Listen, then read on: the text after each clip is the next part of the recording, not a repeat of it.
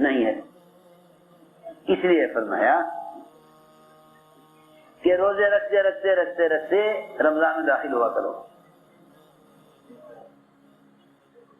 روزے رکھتے رکھتے رمضان میں داخل. حضور اکرم صلی اللہ علیہ وسلم سب سے زیادہ روزے شعبان میں رکھتے. رمضان کے علاوہ جو زیادہ روزے رکھتے آپ شعبان میں. سارا ہی شعبان آپ کا روزوں کا گزرتا تھا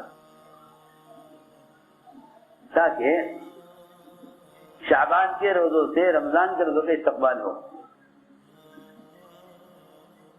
جس عمل کا یہ کہیں کہ جس آنے والے مہمان کا استقبال اس کی چاہت کی چیز سے نہ ہو, اس مہمان کی بے اکرامی ہوتی ہے. رمضان روزے لے کر آ رہا ہے.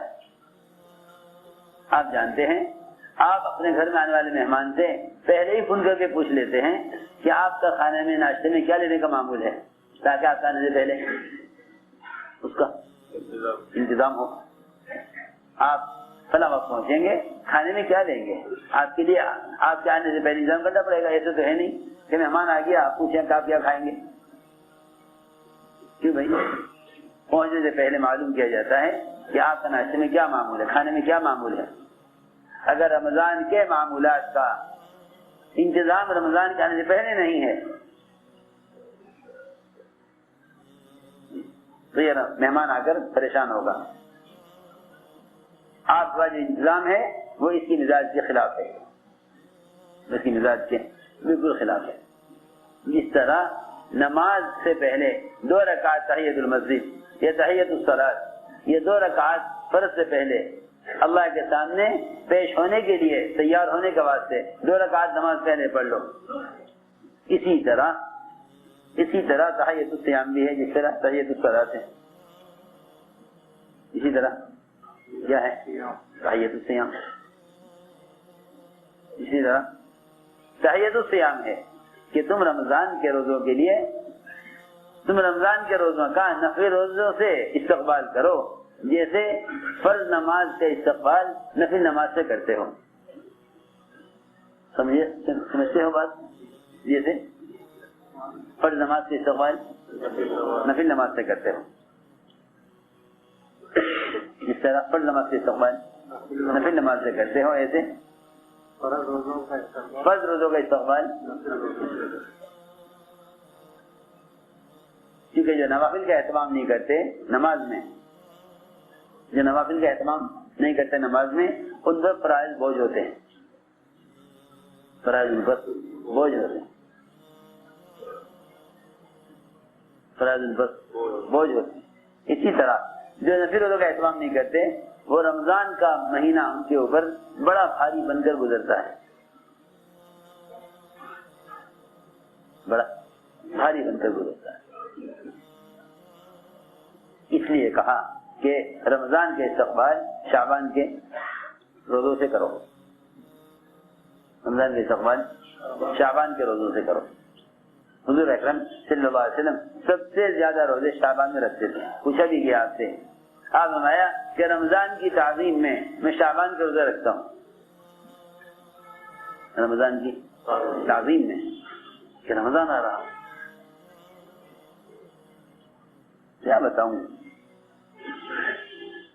اللہ اکبر. لوگ سمجھتے ہیں کہ یہ تو ہر سال آتا ہے, رمضان تو ہر سال آتا ہے. ایک عجیب بات بتاؤں آپ کو, وہ نماز کا فریضہ جسے روزانہ 5 مرتبہ ادا کرنا ہے, فجر سے لے کر عشاء تک, فجر سے لے کر عشاء تک, وہ نماز جس کو 5 مرتبہ ادا کرنا ہے, اس کو 5 مرتبہ ادا کرنا ہے. اس کے لیے حکم آیا ہے حدیث میں کہ ہر نماز ایسے پڑھو کہ مجھے ابھی نماز نہیں ملے گی. آپ غور کریں بات پر. جو نماز روزانہ 5 مرتبہ پڑھنی ہے، ہر 2 نمازوں کے درمیان چند گھنٹے کا فاصلہ ہے. ہر 2 نمازوں کے درمیان چند گھنٹوں کا فاصلہ ہے.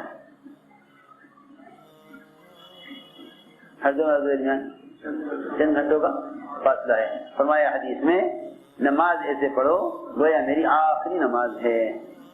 یعنی اتنا سنوارو کہ شاید آخری نماز ملے گی، نماز نہیں ملے گی. تو جن نمازوں کے درمیان چند گھنٹے کا فاصلہ ہے، جب انہیں اس طرح پڑھنے کا حکم ہے کہ اس کے بعد مجھے نماز نہ مل سکے گی، اسے ایسا پڑھنا چاہیے، تو جو روزہ 11 مہینوں کے فاصلے کے بعد آوے اس میں کتنا اہتمام کرنا چاہیے. نہیں سمجھے بات؟ تو کیوں بھائی ماسٹر صاحب پھر چانس نہیں ہے لوگ کہتے ہیں نا، یہ اگر نکل گیا نا موقع پھر چانس نہیں آگے، پتہ نہیں کب آئے گا. دنیا کے بارے میں کوئی آخری ٹرین ہو، آخری بس نکل رہی ہو، تمہیں اپنے وطن جانا ہے، اللہ اکبر، کیسے اٹھو گے، کیسے دوڑو گے اسٹیشن؟ آخری بس ہے، اس واپس نہیں ہے، اس کے بعد اور کوئی ٹرین نہیں ہے. کون اٹھا دے گا؟ کون اٹھا دے گا؟ کہ خود آپ کو لے گی، نیند ہی نہیں آنے کی. سوچنے کی بات. جن 2 نمازوں کے درمیان چند گھنٹے کا فاصلہ ہے، اسے فرمایا حدیث میں کہ نماز ایسے پڑھو گویا تمہاری یہ آخری نماز ہے، اب تمہیں اس کے بعد نماز نہیں ملے گی. سوچنے کی بات ہے. جن 2 رمضان کے درمیان کتنے مہینے کا فاصلہ؟ 11 مہینے کا فاصلہ. اس سے لوگ نماز سے بھی زیادہ غفلت سے گزار دیتے ہیں. جو نماز 5 مرتبہ پڑھنی دن میں رکھ لیں گے، آ جائے گا رمضان، گزر جائے گا.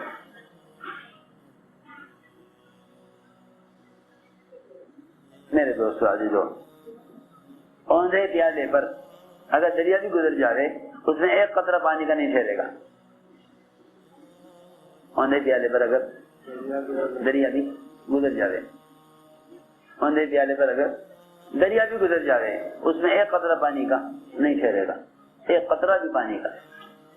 اور اگر سیدھا برتن آپ رات کو روٹی کے نیچے رکھ دیں اپنے بیت الخلا میں، ایک قطرہ اس میں سے ٹپکتا ہو روٹی میں سے، صبح آپ کو لوٹا بھرا ہوا مل جائے گا نا. اور اگر برتن ہوتا ہے تو اسے کیا گزر جائے؟ دریا گزر جائے اس کے اوپر سے. آپ برتن اٹھائیں گے آپ کو برتن خالی ملے گا. اس لیے میں نے عرض کیا کہ اللہ رب العزت ہر عمل میں اپنے بندے کی انابت اور طلب کو دیکھتے ہیں، انابت اور طلب کو دیکھتے ہیں کہ اس میں انابت کتنی ہے، اس میں طلب کتنی ہے. اس لیے فرمایا کہ رمضان کا مہینہ یہ اللہ تعالیٰ سے 11 مہینے اس طرح گزارنے کے لیے یہ مہینہ آیا ہے کہ تم 11 مہینے کیسے گزارنا چاہتے ہو. جیسے 11 مہینے گزارنا چاہتے ہو ایسے مہینہ گزار دو، ایسے ہی مہینہ گزار 11 مہینے جیسے گزارنا چاہتے ہو. حضور اکرم صلی اللہ علیہ وسلم اس مہینے میں تیز آندھیوں سے بھی زیادہ سخی ہو جاتے تھے. تیز آندھی سے زیادہ سخی ہو جاتے تھے، تیز آندھی زیادہ سخی ہو جاتے تھے. آپ کی سخاوت تو انبیاء سے کہیں زیادہ ہے. وجہ اس کی یہ ہے کہ انبیاء علیہ السلام نے تو بادشاہت کے ساتھ سخاوت کی، آپ نے فقر کے ساتھ سخاوت کی. آپ نے فقر کے ساتھ سخاوت کی. سلیمان علیہ السلام، داؤد علیہ السلام، سب کی نبوتیں بادشاہت والی، سب کی نبوتیں بادشاہت والی، سب کی نبوتیں بادشاہت والی، بادشاہ ہو کر نبی. حضور اکرم صلی اللہ علیہ وسلم نے فاقے والی نبوت اختیار کی